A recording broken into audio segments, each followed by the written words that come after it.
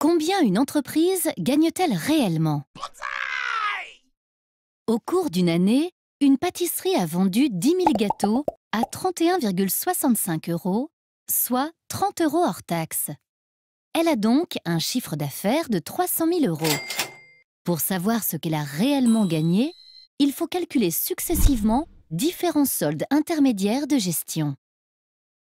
Pour fabriquer ces gâteaux, notre pâtisserie a fait des achats qu'on appelle consommation intermédiaire, notamment des matières premières, farine, sucre, de l'énergie, électricité, gaz, le recours à des prestataires extérieurs, pour les emballages par exemple, des contrats d'assurance. La somme de ces consommations intermédiaires représente 200 000 €. En retranchant cette somme au chiffre d'affaires, on obtient la valeur ajoutée, soit 100 000 €, ce qui correspond à la valeur que la pâtisserie a apportée à ses consommations intermédiaires par son travail de transformation.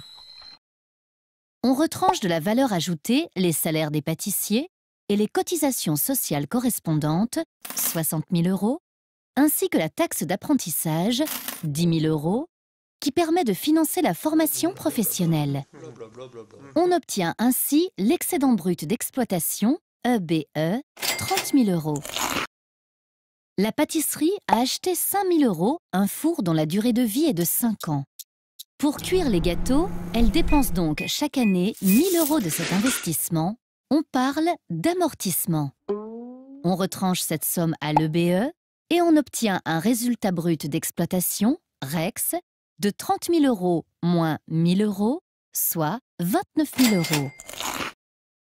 On ajoute au REX le résultat financier de la pâtisserie qui correspond à la différence entre les 4 000 € qu'elle a gagnés grâce à ses placements financiers et les 6 000 € d'intérêts qu'elle doit payer sur les emprunts qu'elle a contractés. On obtient un résultat courant de 29 000 € moins 2 000 €, soit 27 000 €.